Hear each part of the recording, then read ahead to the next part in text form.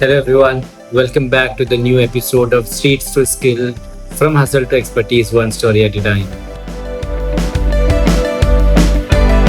Today we are bringing you a journey that many of us dream of at one point of time, and but very few truly experienced it. Yes, I'm talking about pursuing your masters in abroad. Could be US, Canada, UK, Australia, whatever. Our guest today is one of my close friend who pursued his masters in the US and now working in Texas. But his journey wasn't easy. In this episode, we'll uncover the challenges that he faced and the lessons he learned. So anyone planning to take this path knows the reality and the reward of the journey. Today's session is going to be a little different as we are doing this virtually because my friend is not here in India, he's in US. Without any further delay, let's invite my friend Athar. All right. Thank you so much, Athar, for taking out your time and doing this interview. Let's start with your little introduction, maybe your name, your education background, and your current job designation, if you can share. Hey Ahmed, thank you so much for the opportunity to be on your channel. My pleasure. My name is Athar, and I did my master's in data sciences and AI, and currently working as senior software engineer at Microsoft. Wow. All right, let's come to the first thing first. How did you decide on the which country and the university at the time you were exploring the options, and how did you come up to choose United States for that? Yeah, very good question. There were 4 or 5 different options that I was exploring. First was US, second was UK, other was Germany, and then Australia. So Canada was an option, but I didn't like the weather, so I never included that in the options list. Then it boiled down to what my opportunities for career growth will be, and looking at the growth opportunities, the pay scale that I will get, I will be getting highest pay scale in US, and the opportunities to work with the companies that I want to work with. So that's the reason why I chose US. And how about the university? Yeah, I was comparing between Texas A&M and University of Texas at Dallas and Arizona State University, and I ended up choosing University of Texas at Dallas. The reason being I like the community here. Dallas being a very good city, it's almost similar to New Delhi weather. That makes sense. And is it only because of the weather, or also because you find more Indian days in your neighborhood? Yeah, there are a lot of Indians in Texas, I would say. And apart from just that, looking at rankings, say choosing which university is having good computer science course, because that's the field that I was taking in. So I shortlisted based on, okay, the level of education is better, it's easier to find internships and then jobs and stuff like that.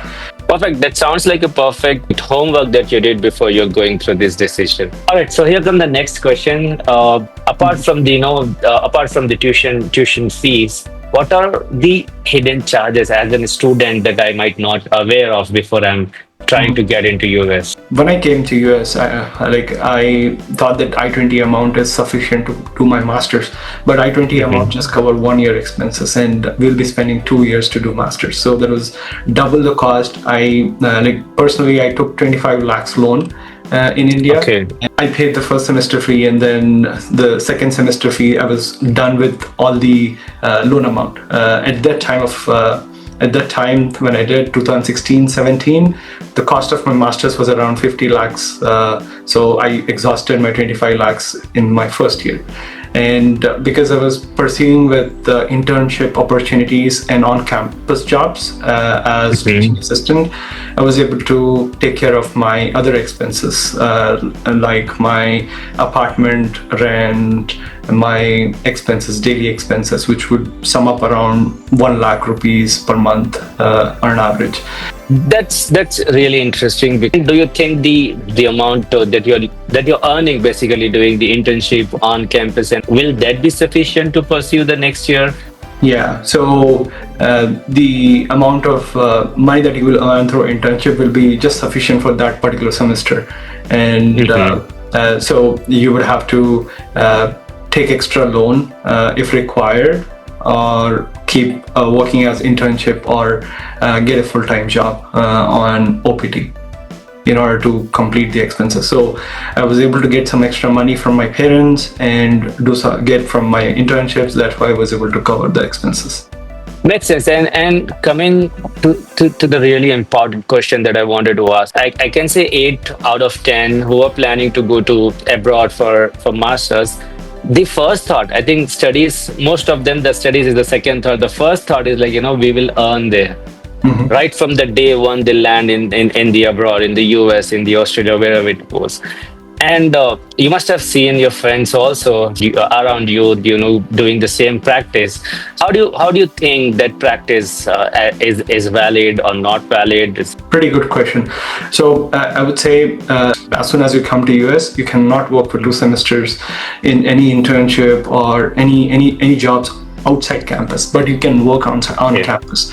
So you can find teaching assistants roles, or you can find roles where you educate about programming. So I chose something like that. The kids here start early, a lot earlier than what people in India are used to. I even taught coding to 6-7 year old. So they start early.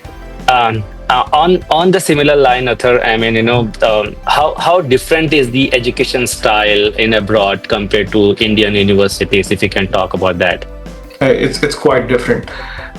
It feels like when we were doing engineering back in India, we used to spend 7 to 8 hours every day in classes.